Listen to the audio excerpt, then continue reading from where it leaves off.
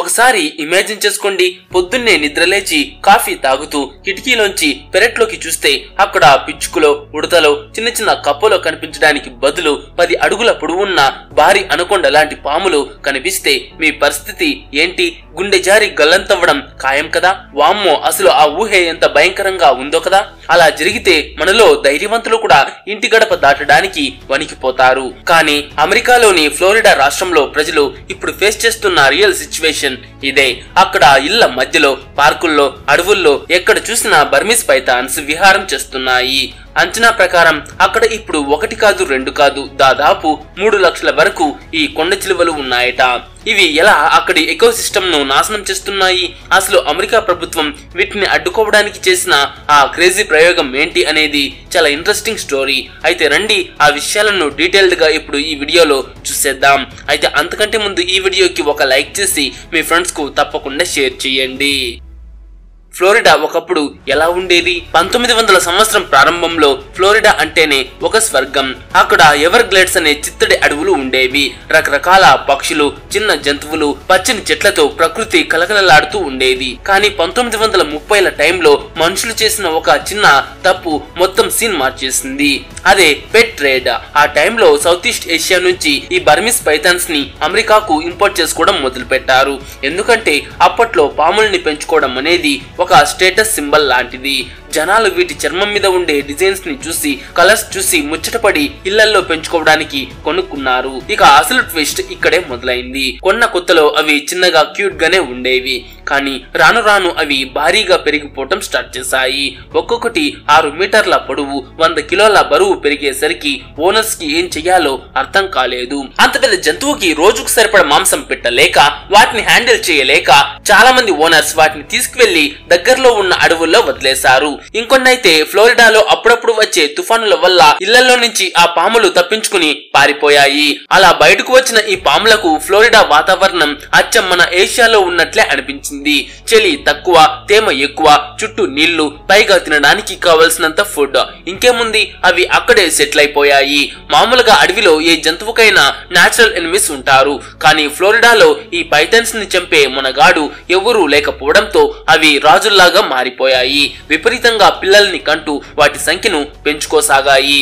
సంవత్సరాలు గడిచే కొద్దీ అక్కడ పరిస్థితి చేయి దాటిపోయింది. 2000 సంవత్సరం వచ్చేసరికి ఎవర్ గ్లేడ్స్ అడవుల్లో ఒక విచిత్రమైన మార్పు వచ్చింది. అడవిలో జంతువుల అలికిడి తగ్గిపోయింది.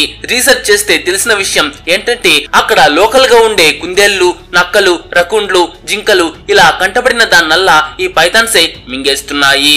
స్టడీస్ ప్రకారం పైథాన్స్ ఎంటర్ అయ్యాక అక్కడ రకుండ్ల సంఖ్య 99% తగ్గిపోయిందట. అలాగే ఓపోసమ్ సంఖ్య 98% తగ్గిపోయింది. ఇక బాబ్ క్యాట్స్ అయితే 90% మాయమైపోయాయి. ఎంతలా అంటే ఒకప్పుడు కిలకిలమంటూ ఉండే అడవి ఇప్పుడు శ్మశానంలా సైలెంట్ గా మారిపోయింది. దీని ఎఫెక్ట్ అక్కడితో ఆగలేదు. చిన్న జంతువులు లేకపోతే వాటిని తినే గద్దలు, గుడ్లగూబలకు ఆహారం దొరకదు. దాంతో అవి ఆ ప్రాంతాన్ని వదిలి వెళ్లిపోయాయి. పక్షులు, జంతువులు లేకపోతే విత్తనాలు ఒక చోట నుంచి మరో చోటుకు వెళ్ళవు. దాంతో చెట్ల పెరుగుదల ఆగిపోయింది. మరోవైపు ఎలుకలను తినే పాములు లేకపోవడంతో ఎలుకల సంఖ్య విపరీతంగా పెరిగిపోయి మనుషులకు కొత్త కొత్త రోగాలు రావడం స్టార్ట్ అయ్యింది. అయితే అసలు ట్విస్ట్ ఏంటంటే ఈ కొండ చిలువలకు భయపడి అడవిలో ఉండే విషపాములు సిటీల్లోకి, మనుషులు ఉండే ఇళ్లల్లోకి పారిపోయి రావడం మొదలు పెట్టాయి. దీనివల్ల పాముకాటు కేసులు విపరీతంగా పెరిగిపోయాయి. పరిస్థితి మరి ఘోరంగా మారడంతో సైంటిస్టులు తలలు పట్టుకున్నారు. వేటగాళ్లను పంపి పాముల్ని చంపించారు. కానీ లాభం లేకపోయింది. అప్పుడే వాళ్లకు ఒక ఐడియా వచ్చింది. ముళ్ళును ముళ్ళుతోనే తీయాలి, వజ్రాన్ని వజ్రంతోనే కోయాలి అన్నట్లు పామును చంపాలంటే పామునే వాడాలి అని డిసైడ్ అయ్యారు. ఫ్లోరిడాలో ఒకప్పుడు ఉండి మనుషుల డెవలప్మెంట్ వల్ల అంతరించిపోయిన ఈస్టర్న్ ఇండిగో స్నేక్స్ ని మళ్లీ రంగంలోకి దింపాలని ప్లాన్ చేశారు. మొదట్లో అందరూ ఈ ఐడియాను చూసి నవ్వారు. ఉన్న పాములు చాలక మళ్లీ కొత్త పాములను వదలడం ఏంటి అని. కానీ ఈ ఇండిగో స్నేక్ మామూలుది కాదు.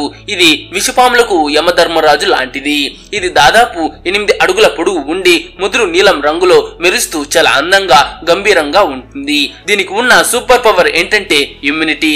దీనికి పాము విషం అంటే అసలు లెక్కలేదు. ఎంత విషమున్న పాము కరిచినా దీనికి ఏమీ కాదు.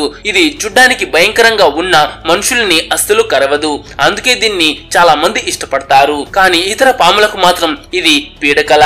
ముఖ్యంగా రాటిల్ స్నేక్స్, కాపర్ హెడ్స్ లాంటి డేంజర్ పాముల్ని ఇది బ్రేక్ఫాస్ట్ లా లాగించేస్తుంది.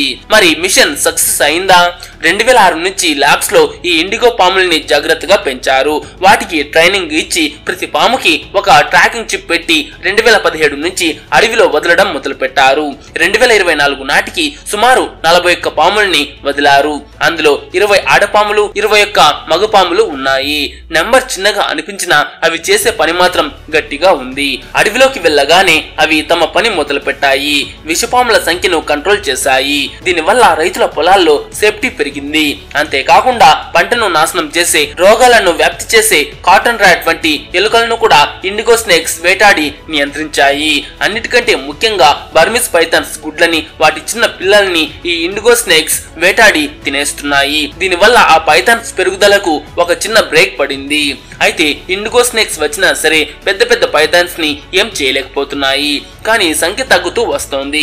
సంఖ్య తగ్గినప్పటికీ బర్మీస్ పైథాన్లు ఇప్పటికీ ఫ్లోరిడాలో ప్రధాన వేటగాళ్లుగానే ఉన్నాయన్నది మరో వాస్తవం. ఇవి తమ నోటి కంటే 4-5 రెట్లు పెద్ద జంతువులను కూడా ఆహారంగా మార్చుకోగలవు. బర్మీస్ పైథాన్ దగ్గర ఒక సీక్రెట్ వెపన్ ఉంది. అదేంటంటే మామూలుగా ఏదైనా జంతువు పెద్ద ఆహారాన్ని మింగితే శ్వాస ఆడక చనిపోతుంది. కానీ పైథాన్ నోటిలో గొంతుకు కింద గ్లోటిస్ అనే ఒక చిన్న గొట్టం లాంటి అవయవం ఉంటుంది. అది పెద్ద జంతువుని మింగుతున్నప్పుడు బయటకు వచ్చి పాముకి గాలి అందేలా చూస్తుంది. అచ్చం స్విమ్మింగ్ చేసేటప్పుడు వాడే స్నార్కెల్ ట్యూబ్ లాగా అన్నమాట. అందుకే అవి జింకల్ని, మొసలను మింగినా సరే దర్జాగా బ్రతికేస్తాయి. ప్రస్తుతానికి ఇండిగో స్నేక్స్ రాకతో ఫ్లోరిడాలో చిన్న ఆశ చిగురించింది. ఇవి పూర్తిగా పైథాన్స్ ని అంతం చేయలేకపోయినా ఎకోసిస్టమ్ బ్యాలెన్స్ ని మళ్లీ సెట్ చేస్తున్నాయి. ఫ్లోరిడా గవర్నమెంట్ ఇప్పటికీ ఈ పోరాటం కొనసాగిస్తూనే ఉంది. మనిషి తన సరదా కోసం ప్రకృతితో పెట్టుకుంటే రిజల్ట్ ఎంత భయంకరంగా ఉంటుందో చెప్పడానికి ఫ్లోరిడానే బెస్ట్ ఎగ్జాంపుల్. సో ఫ్రెండ్స్, పాముల్ని చంపడానికి మళ్ళీ పాముల్నే వాడిన ఈ టెక్నిక్ పై మీ ఒపీనియన్ ఏంటి కామెంట్ చేసి చెప్పండి. అండ్ ఈ వీడియోకి ఒక లైక్ చేసి మీ ఫ్రెండ్స్ కు తప్పకుండా షేర్ చేయండి.